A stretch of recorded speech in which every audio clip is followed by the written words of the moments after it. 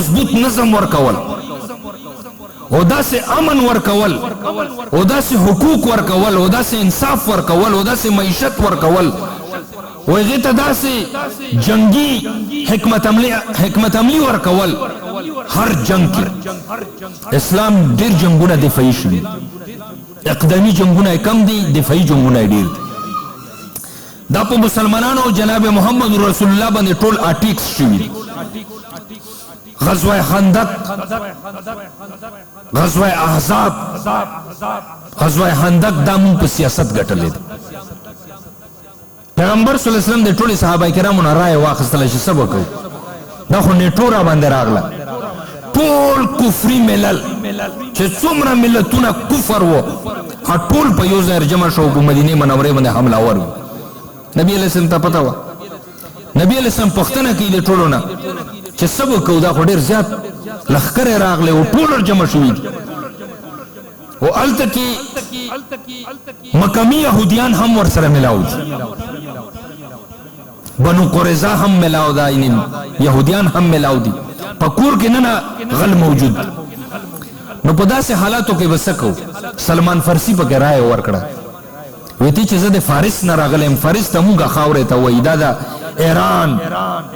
دغه خاوره او دا خطه چې کوم افغانستان پکې پروت دی ایران پکې پروت دی پاکستان پکې پروت دی دا خاوره دا یو قسم غرونه هم دي یو قسم ډیزرټس دي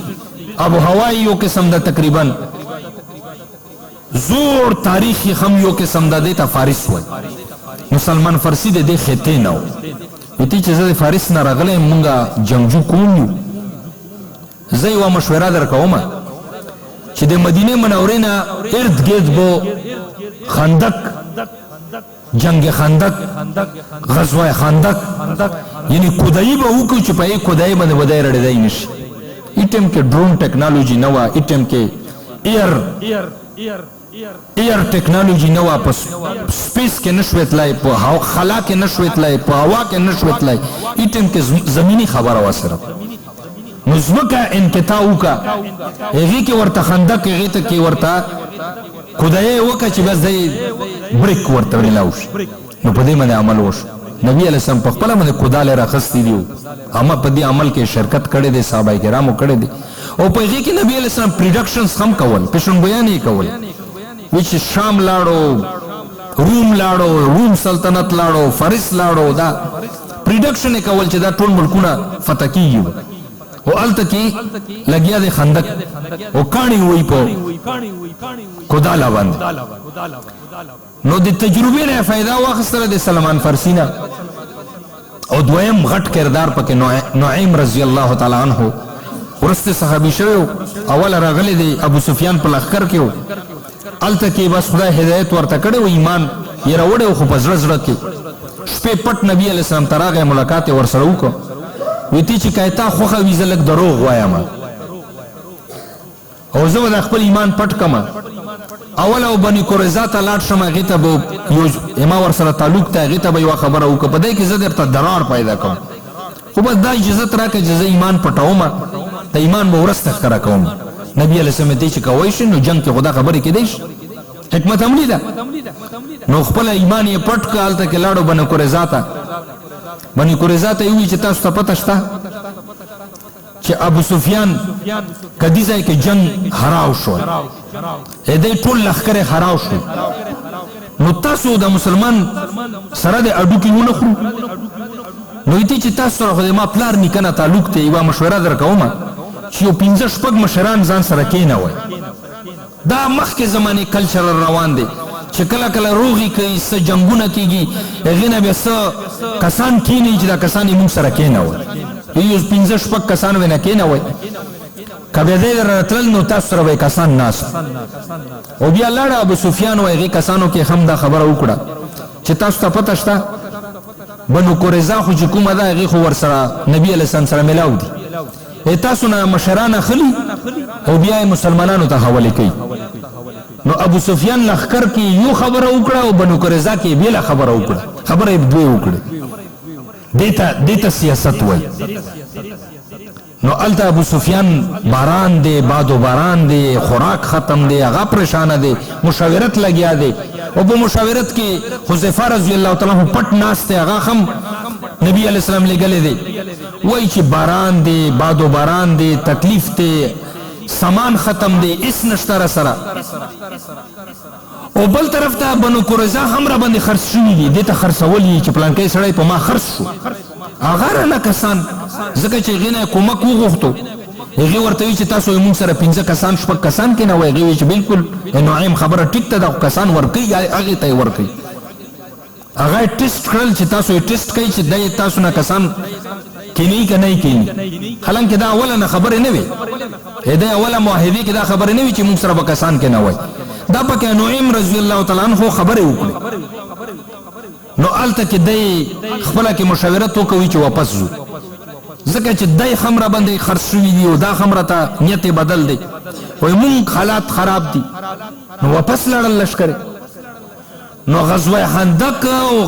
غزوه احزاب دا مونږ په سیاست ګټلې جناب محمد رسول الله په سیاست ګټلې په بل څه نه دی ګټلې هغه سیاست چې نن ماته سیکولر او لیبرل طبقه راځي وایي چې سیاست چې کوم ده دا ښه شی نه دی زه یو ځای کې لاړم نه یې لکه ښیم او نه یې نما ښیم امانت امانت وي خو د عبرت او د نصیحت دپاره او خبره کوم زه یو ځای کې لاړم یو مولانا صاحب سره ملاو شوم دا مولانا صاحب داسې ښه سړی و ما ته یې وي چې مفتي صاحب الحمدلله زه سیاسي نه یم ما ته چې دا ته چې الحمدلله وایي حمد بیانوي د الله شکر بیانوي د الله حمد بیانوي او وایي چې زه سیاسي نه یم او یې عالم دین ورث نبي ځان ته وایي نو ما ته چې دا مقام حمد ده که مقام استغفار ده په دې مې خو مې پوهې که کنه په دې به استغفار وایي که په دې باندې ته حمد وایي چې الحمدلله زه سیاسي نه یم ما ته چې اصل کې دا تا شاکله چې چا جوړه کړې ده تا کل یعمل علی شاکله دا تا شاکله غلطه جوړه شوه ته کوم سیاست دا چې کوم سیاست د زردری سیاست د پاکستان سیاست هغه سیاست چې کوم سیاست اوس د هغه شهابنامې کې کوم سیاست لیکلی دی قدرت الله شهاب چې کوم سیاست لیکلی همدغه سیاست لعنت ته وي په دې سیاست ما دې سیاست نه تا ته چا سوي دي کم سیاست چې بخاری شریف ترته وایي چې کانت بنو اسرائیل تسوسهم الانبیاء د بني اسرائیل تمام انبیاء کرامو سیاست کړي کول د لوی اجتماعي عمل کې سستی کول دا مقام استغفار ده د مقام حمد نه ده وایي چې استغفر الله زه د الله تعالی نه معافي غواړم چې ما سیاست کې وخت نه دی لګول پاک عمل دی هم په دې پاک عمل سره جناب محمد رسول الله پاکه معاشره جوړه کړې وه ریاست مدینه نبی علیه السلام په سیاست جوړه کړې ده دا صرف په نفلونو په دعاګانې په عبادت په ذکر انفرادي اعمالو عباداتو باندې ریاست مدینه نه ده جوړ شوې ریاست مدینه دپاره سیاسي تګودو شوې ده قوت حاصل شوی دی صحابه کرام هغې کې اجتماعي قوت راغلی دی د جنگي حکمت حملې اپناو شوي دي معاش مضبوط شوی دی هغې یو اجتماعي نظم ته شکل ورکړی او نبی علیه السلام چې دنیا نه تله بحیثیت یو اسلامي ملک سربراه لاړ دی او که بغیر د سربراهۍ نه لاړ دی تاسو جواب راکړئ نبی علیہ السلام دی یو اسلامی ریاست سربراہ و که نو چې کله دنیا نه تلو تاسو ته دا مسله چا نه دی خالی چې نبی علیہ السلام دی یو اسلامی ریاست سربراہ په حیثیت مرګ ورته راغلی څوک و هغې د مدینې اسلامي ریاست سربراہ څوک و چې کله نبی علیہ السلام وفات کېده هغې نه مخکې 2-3 ورځې مخکې څوک سربراہ و فیصلې چا کول اسلامي نظام چا چلو پیغمبر صلی الله علیه وسلم په خپل هغه نظام چلو فتح مکہ شوی دا حج یې کړی دی حج یعنی په آخري حج کې نبی علیہ السلام the last address of prophet peace be upon him while walking on a she camel near the Jabal al-Arafat the prophet peace be upon him spoke these unforgettable words to the assembled people the نبی علیہ السلام هغه آخري تقریر بنظیر هغه خطبه دی یو اسلامي سربراہ په حیثیت سره خطبه ورکړې ده 1,24,000 کم و بیش 1,20,000 صحابه ایڈریس کړي دي هغه ته دنیا حقوق بیان کړي دي د زنانو باره کې حقوق بیان شوي سود باره کې خبرې شوي دي مالیاتو باره کې خبرې شوي دي اقرباو باره کې خبرې شوي دي رشتہ دارانو باره کې خبرې شوي دي ماتحتو باره کې خبرې شوي دي هغې سره سلوک رویه او اټیټیوډ ای باره کې خبرې شوي دي تقریر بنظیر ده او دا په یوې زنانه اوښې باندې دا ناست و دا خطبه یې ورکوله او دا یې په حیثیت اسلامي سربراہ ورکړی ده او نن لیبرل او سیکولر خلک مونږ ته وایي چې سیاست بد شی دی سیاست بد شی دی چې په هغې کې کرپشن وي سیاست بد شی دی چې په هغې کې حرامخوري وي سیاست بد شی دی چې په هغې کې بل مسلمان حق باندې غصب کول وي دا ډېر بد شی دی د قیامت په ورځ به د دې خلکو حساب کتاب او د دې ځای جهنم دی دا حقوق العباد دا معاملات خو چې ته خلکو دپاره اساني راولې انصاف راولې امن راولې سکون راولې د نارو خلکو خېټې مړوې او حقدارو ته حقوق ورکوي تا دې دپاره سټرګل وي او ته د شاعر الله هغې حفاظت دپاره سیاست کوي هغې د اعلی کلمت الله دپاره سیاست کوي دا سیاست خو منهج نبوت ته تمام انبیاء کرام د بني اسرائیل هم دا حدیث کې راغلی دی بخاري شریف کې نو د ما عزتمندو که ریولوشنی په دنیا کې ګورې انقلابي په حیثیت سره ګورې جناب محمد رسول الله نه لوی انقلابي په دنیا کې نشته لوی انقلاب یې راوړی عجم و عرب دا یې مني تور د سپین فرقونه یې ختم کړی بلال حبشي د کم ځای نه راوچت کا او په کوم منصب باندې یې ودره ډېر غربا مساکین ابو هریره غوندې شریف انسان هغه یې کم مقام ته ورسو صحابه کرام یې کم مقام ته ورسو دا یې هغې په زندګۍ کې تهذیب الاخلاق تدبیر منزل سیاست المدینه امام شاه ولی الله ډېر زبردست نقشه ټینج کړی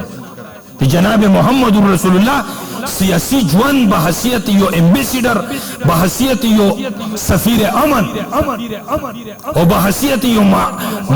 معاشي ماهر لوی اکانومیست د دنیا لوی اکانومیست ته چې د نن هم د دنیا اکانومي مضبوطول غواړې ته د قرآن په ذریعه سره دا اکانومي مخته بیوای شي قرآن نه بغیر دا اکانومي ټوله فلپ کېږي نن دنیا مغرب دنیا نن امریکا او د امریکې ټینګ دا وایي چې د تمامې دنیا معاشي نظام که ټیکول غواړې د دې لپاره ته قرآني و اسلامي نظام معیشت طرف ته ځې دنیا زه خو د دې خبرو نه خبر یم تېرې میاشتې زه په تاشکند کې وم بخارا کې وم سمرقند کې وم لس ورځې ما تېرې میاشتې په سمرقند او بخارا کې تېر کړي دي انټرنیشنل کنفرنس و ټوله دنیا ناسته وه ما خپل ریسرچ پیپر هغه هلته کې پیش کړي ما ریسرچ په دې مضامین د عام خطیب زه نه یم چې بس چېرته خوبونه بیان کړم چېرته واقعات او چېرته کرامات د دې وله خو زه یم نه ما ولا لږ سنجیده خبرې وي او سنجیده بحث وي چې څوک توجه سره هر وي هر سړی په پوهېږي هر سړي ته خدای عقل ورکړی پوهه یې ورکړې نو زه د دې ټولې څیزونو نه باخبره یم نو ما ته څه غدي او مونږ بیا هم چې د پیغمبر صلی الله علیه وسلم ژوند نه ته سیاسي عمل لرې کې نو الیوم اکملت لکم دینکم واتممت علیکم نعمتي همدا آیت مطلب څه بیا خو د دین مکمل دین نه دی د پیغمبر صلی الله علیه وسلم اجتماعي ژوند و اجتماعي نظام هغې دپاره تګودو صحابه کرامو نظام چلولی دی دا دومره لوی اهم عمل دی د یو اجتماع دپاره یو ریاست دپاره یو خطې دپاره یو منطقې دپاره سیاسي مشر ټاکل دا د نبي علیه السلام د تدفین نه هم ضروري عمل دی چې نبی علیہ السلام چې دنیا نه پرده وکړه نبی علیہ السلام تدفین اوله شوی دی که د ابوبکر صدیق رضی الله تعالی عنہ انتخاب چې دا خلیفہ منتخب که دا عمل اوله شوی کوم عمل اوله شوی آیا تدفین اوله شوی که د خلیفہ انتخاب اوله شوی عمل کوم اوله شوی دا د دې علما نه پوښتنه خو دا د ما سره اګري دي چې د نبي علیه السلام تدفین بعد کې شوی دی ابوبکر صدیق خلیفہ اوله ټاکلی شوی دی هغې نه پس تدفین شوی دا دومره اهم عمل دی یعنی د یو ریاست ته لږ ټیم پورې بغیر د سربرانه نشي پاتې کېدل. دا تا نن د چیف جسټس چې فیصله کوله او دا تا نن په د صوبې کې چې څه روان دي اوس 4 بجې به اوت اخستی وي د تا نوی وزیر اعلی په دې کې د آئیني او قانوني ماهرین پرون شپې نه لګیا وي. ما ټول ورېدل وی چې صوبه څنګه یوه ورځ او 24 غنټې صوبه څنګه بغیر د چیف ایگزیکټیو نه پاتې کېدی شي. دا اوت خو وی چې سپیکر هم اخیستی شي او بل څوک نامینیټ کوی شي. دا د چیف جسټس اختیار دی چې چاته ووایي چې دینه اوت والا یا دینه حلف والا. نو دا د بغیر د چیف ایگزیکټیو نه نشي پاتې کېدی. تا خیبر پښتونخوا چې دا پریکټیکلی 11 کور چلی په دې کې ایسا چک نشته. هما صوبه په دې وخت کې ټولې فیصلې 11 کور کوي. هما ټولې فیصلې بیروکراسي کوي. دا د چیف سیکرټري په آفس کې فیصلې کوي. اسې دا ایم ان ایز ایم پی ایز اسې ګرځي را ګرځي. دې نه ښه خبر یم او باوجود د دې چیف ایگزیکټیو ته خامخا جوړي چې څنګه صوبه بغیر د چیف ایگزیکټیو نه چلیږي. نو دا ټولې خبرې کم ځای نه راخستې ده. دې نه راخستې چې نبي علیه السلام دنیا نه پرده کړې ده. اوله خلیفه انتخاب شوی، هغې نه پس تدفین عمل شوی. دا دومره لوی اهم عمل دی د خلیفه انتخاب. اوس د خلیفه انتخاب د پیغمبر صلی الله علیه وسلم زمانه کې قرآن کې نه دی راغلی. د مشر ټاکلو دپاره قرآن یو آیت نشته چې څنګه مشر ټاکي. طریقه کار به یې څنګه وي. طریقه کار خو قرآن کې د لمانځه هم نشته. دا حدیثو کې راغلی دی چې لمونځ به داسې کوي، ماسپښین لمونځ به داسې کوي، مازدیګر لمونځ به داسې کوي، ماښام لمونځ به داسې کوي، مخصوصا دا خو په حدیثو کې راغلی. دا خو په قرآن کې نشته. یو میراث دی چې هغه سلک ډېر چې کوم دا قرآن بیان کړي یوصیکم الله فی اولادکم، همدغه پوره رکوع چې کوم ده دمره رکوع د لمانځه باره کې نشته. لمانځه باره کې آیاتونه دي او بیا حدیث دی چې هغې تشریح کړې ده. نو د خلیفہ مشر به څنګه ټکې دی باره کې قرآن هېڅ طریقه کار نه دی ښالی. ویلي دي چې تاسو مشر، ویلي دي چې خلافت ته لاړ شئ، ویلي دي وعده یې کړې چې زه به خلافت درکوم. آمنوا وعملوا الصالحات لیستخلفنهم فی الارض، دا یې ویلي دي خو طریقه کار یې نه دی بیان کړی چې وي به څنګه. پیغمبر صلی الله علیه وسلم نه پس ابوبکر صدیق په یو طریق هغې انتخاب طریقه جدا ده او د حضرت عمر بن خطاب طریقه جدا ده او د حضرت عثمان طریقه هغې نه بېله جدا ده. دا جدا جدا طریقې سره د مشري راغلی ده. نو نن د تمام هند علما د شرق او د غرب د هند علما هغې په دې اجماع وکړه چې په دې وخت کې جمهوري عمل سره به مونږ مشر ټاکو و هغه جمهوري عمل یې عملاً قبول کړ. عملاً دې میدان ته علما راغله. نو د علما نوره اجماع هغه اجماع امت ته او بیا دا سیاسي او د مشر ټاکلو دپاره چې کومه علما اجماع کړې ده او عمل یې ثابت کړی دی. هسې په نوخار ضلع کې د مولانا عبدالحق صاحب نه لوی عالم و. هسې تاسو جواب راکړئ. تاسو کې نوخار څوک یې؟ زه د کرک یم. 25 سال مې نوخار کې شول خو مولانا عبدالحق صاحب سره زه په الارچ کې چې دی بیمار و لیډویډن کې هما والد صاحب عالم دین و مفتی و پرنسپل و هغې سره وستی و بیمار وما. نو پلار مې وی چې ډاکټر ته د ورسته ښیم هلته کې ډېر روحاني شخصیت راغلی دی مولانا عبدالحق صاحب رحمه الله وله به هغه درته دعا وکړي. الحمدلله ما مولانا عبدالحق صاحب په خپل سترګې کتلی دی، مصافه مې ورسره کړې ده. په خبره پوهېږي؟ دا اوس علما فضلا نه دی کتلی، خبرې یار وي. خو د مولانا عبدالحق صاحب نه زیات نیک سړی او لوی عالم چې هغه د دارالعلوم دیوبند شیخ الحدیث و. هغې په دې نوخار باندې په سیاسي عمل کې حصه اخیستې که نه یې ده اخیستې؟ تاسو لاس اوچت کړئ. اخیستې ده که نه یې ده اخیستې؟ نو که څه غلط کار و نو مولانا عبدالحق صاحب به څنګه کوله؟ مفتی محمود صاحب غندې د مفتی محمود صاحب نه په پاکستان کې مفتی اعظم بل ونه هغې وخت یې ټولې مفتیانو په جدید مسایلو کې مفتی محمود رحمه الله چې سبا یې په بیخ خان کې ډېر غټ کنفرنس دی هغه په ټولې کې لوی مفتی اعظم چې کوم هغه مفتی محمود صاحب ډېر لوی فقیه انسان هغې په دې عمل کې باقاعده حصه اخیست. وزارت اعلی کرسۍ باندې ناست. نو دا عمل څه غیر شرعي عمل نه دی، دا ډېره لویه ذمه داري ده. خو د لیبرل خلکو سیکولر خلکو ایتیست خلک نیم ایتیست شوي دي، دهریت سوالونه کوي په مذهب باندې مذهب نیم منی نیم نه منی او بس مخصوص ارکانو ته افعالو ته او عباداتو ته مذهب وای دا دینداره ده او دا غیر دینداره ده ما سره نوخار کې یو امیر صاحب ملو شو او ډېره زیاته یخني وه د جنورۍ میاشت ما یخني کېږي نو ما هغه ورځ د چترال نه یو کپړه راوړې وه هغې نه مې کوټ جوړ کړی و هغې نه مې یوه ټوپۍ جوړه کړې وه چترلی ټوپۍ یخني مې کېدله هغه امیر صاحب راته وی چې مفتي صاحب ته ډېر ښکلی تقریر دی وکړه چې ما په زړه یې ډېر اثر وکړ ډېر بس هغه هغې خبرې وې چې ما تقریر په زړه اثر کړی نه یې دی کړی خو بهر کې ما ته وی چې تا تقریر د ما باندې ډېر غټ اثر وکړ خو وی چې ته تقوادار نه یې تاسو دا خبره واورېدله وی چې تا کې تقوا نشته نو ما یې چې وا خدایه پاکه چې تا د ما سره کاروبار کړی دی ته د ما ګاونډي پاتې شوی ته د ما پارټنر پاتې شوی تا د ما سره لین دین کړی دی زه خو په ځان باندې په حقوق العباد او معاملاتو کې ډېر زیات صفا سړی یم خدای راته وایي تقوادار نه یې دي په څه شی یې راکې وکړه چې زه تقوادار نه یم لکه خدای د تقوا راکړي زه تقوادار یم یا نه یم زه ګنهګار یم خو چې د بل سړی درته وایي چې تقوادار نه یې او دا مره لوی حقانیې مدرسې کې درس ورکوي نو سړي ته ځان چېره څه عمل دی چې په ما کې چې زه تقوادار نه یم نو وایي چې تا چترلی ټوپۍ په سر دی نو ما خدای دې وګوره دا خو مړه په هندوستان کې ټول ملایان پګړی نه وي ټول د دیوبند یو شی ولدیس هم پګړی نه وي بیا دا تقوادار نه دي ما خو وایي چې که ډېر غټه ګناه مې کړې ده چترلی ټوپۍ مې په سر وایي چې ته تقوادار نه بس مخصوص سیزونو ته مونږه تقوا ویلې ده چې داسې پګړي وي او داسې ګیره وي او دلته کې یوه توره محراب جوړ کړی وي همدا به تقوادار وي ما عزتمندو د اسلام اصل فهم پاتې دی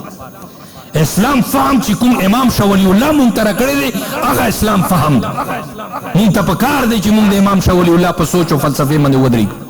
مونږ ته پکار دی چې مونږ شیخ الهند پسې اقتدا وکړو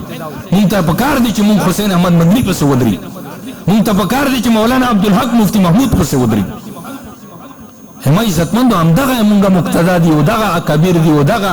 هغې مونږ ته د دین تعبیر کړی دی انټرپریټ کړی دی دین قرآن و سنت انټرپریټ کړي دي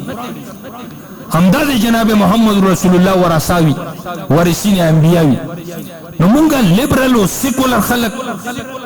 او د مغرب نه او د میډیا نه او د دې څیزونو نه متاثره خلک ان جاءکم فاسق بنبأ فتبینوا قرآن وایي چې خبر درته راځي نو ته به هغه چھاڼ کوې نو د دې دپاره ما عزتمندو انشاءالله